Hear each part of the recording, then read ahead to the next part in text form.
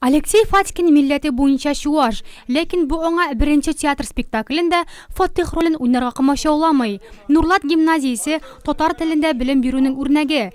Биредә башлангычлардан алып, өлкән сыйныф укучыларына кадәр сәхнәдә татар телендә чыгыш ясый.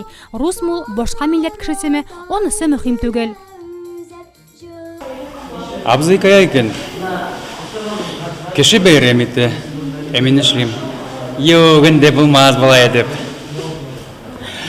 Когда мне предложили роль татарской Миңа татарча комедиядә катнашырга тәкъдим ясагач, аптырап та киттем. Ничегендә мин рус кешесе татарча рольне уйный алыйм ди. Ләкин режиссерыбыз Илмира Хәмзиевна мине күндерде. Соңрак бу үземә дә шап итте әле.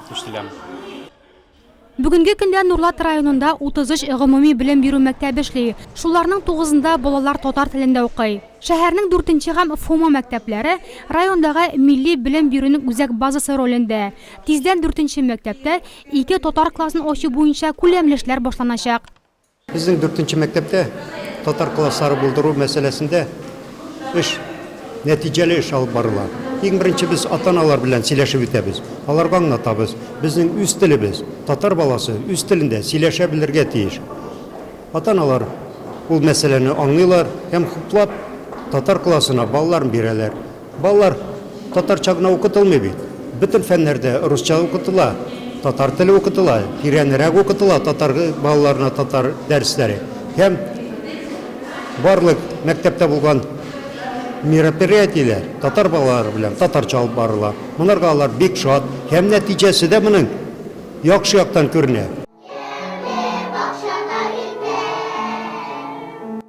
Нурлат шәһәренең Кояшкай һәм Алсу балалар бакчасына йөрүче нәниләр дә бары татар телендә генә сөйләшә.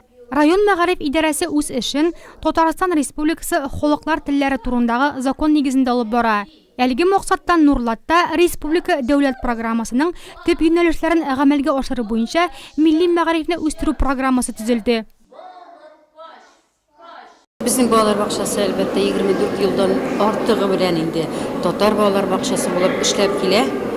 Һәм безнең балалар бакчасында әлбәттә татар балалар гына түгел, башка милләт балалар да йөри, анда чуашлар да йөри, рус балалар да рәхәтләнеп татар телен өйрәнәләр. Күп кенә әтиәннәр хәзер бит инде русча сөйләшәләр. Татар булса да русча сөйләшергә тырышалар. Безнең балалар бакчасына килеп кергәч инде татар теленә балалар гына түгел, әтиәннәргә дә сөйләшергә тәкъдим итәбез. Һәм алар тырышалар. Чөнки алар үзләренең балаларына карыйлар да, бала татарча сөйләшкәч, үзләре дә татарча җавап бирергә тырышалар. Нурлат муниципаль районында милли мәгариф, проблемалар һәм үсеш мөмкинлекләре хакында гимназиядә узган семинарда да сүз барды.